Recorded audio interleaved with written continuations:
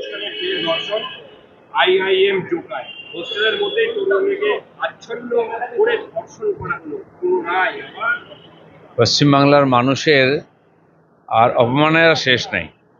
সবচেয়ে প্রিমিয়ার যেগুলো institute, medical college, law college আর ম্যানেজমেন্ট কলেজ, সেখানে যদি এই ধরনের দুর্ভাগ্যজনক আর নক্কারজনক ঘটনা হয়, বাঙালি হিসাবে আর কি মাথা উঁচু করে আমরা বাংলার বাইরে পরিচয় দিতে পারবো?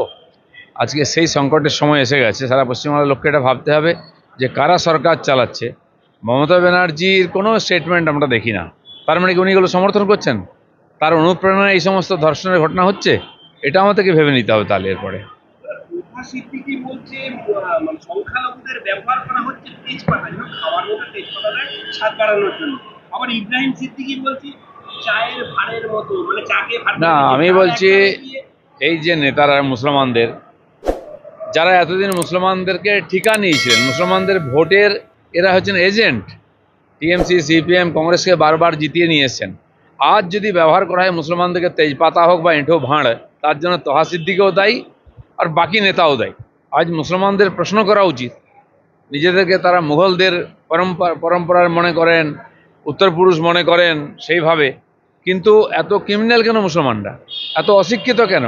কেন মুসলমানের ভ্যানওয়ালার ছেলেকে ভ্যানওয়ালা হতে হবে, ফলওয়ালার ছেলেকে ফলওয়ালা হতে হবে? কেন তার ডাক্তার, ইঞ্জিনিয়ার, প্রফেসর, লয়ার হবে না কেন? আজকে তোহা সিদ্দিকীকে প্রশ্ন করুন, কেন দিদির পায়ের তলায় বসে আপনি একজন পীরজাদা হয়ে তার চামচাগিরি করেন? কেন? আর আজকে কালকেও হয়েছে, আমি যেখানে থাকি ভাঙড়েতে বোমবাজি হচ্ছে, মরছে। কে বোম মারছে আর কে মরছে, কে জেলে যাচ্ছে? সব মুসলমান। তার জন্য বিজেপি দায়ী নেই কমপক্ষে। আর ওই পরিপ্রেক্ষিতে নওশাদ সিদ্দিকী বলছে যে বিজেপির জুজু দেখিয়ে সংখ্যালঘুদের ভোট হাতিয়ে নিচ্ছে। নওশাদ সিদ্দিকী না, নওশাদ সিদ্দিকী কার ভয় দেখিয়েছে? উনিও তো মুসলিমদের ভোটে নিয়েছেন, কিন্তু দুপক্ষই মুসলমানদের মারাচ্ছে। কেউ মরে চলে গেল নিচে, কেউ চলে গেল জেলে। লাভটা কার হচ্ছে? মুসলমানরা এখানে দাওয়ার বোর্ডের মতো ব্যবহার হচ্ছে। আমরা তো বারবার এটাই বলেছি। মোদি কমপক্ষে এটা করেননি, তিনি সবকা সাথ সবকা বিকাশ করেছেন। মোদিজি এখানকার একটি মুসলমান ছেলের জন্য যে স্টাইপেন্ড পাঠান, সেটা ভেঙে দুটুকরো করে দুজনকে দিয়ে মমতা ব্যানার্জি ভোট নেন। ভাবতে হবে মুসলমানদের নিয়ে কী হচ্ছে। দিল্লিতে কেন্দ্রীয় নেতৃত্বের সঙ্গে রাজ্যের বর্তমান পরিস্থিতি নিয়ে কোনো রকম কোনো আলোচনা হলো? হয়েছে, অনেকের সঙ্গে আলোচনা হয়েছে।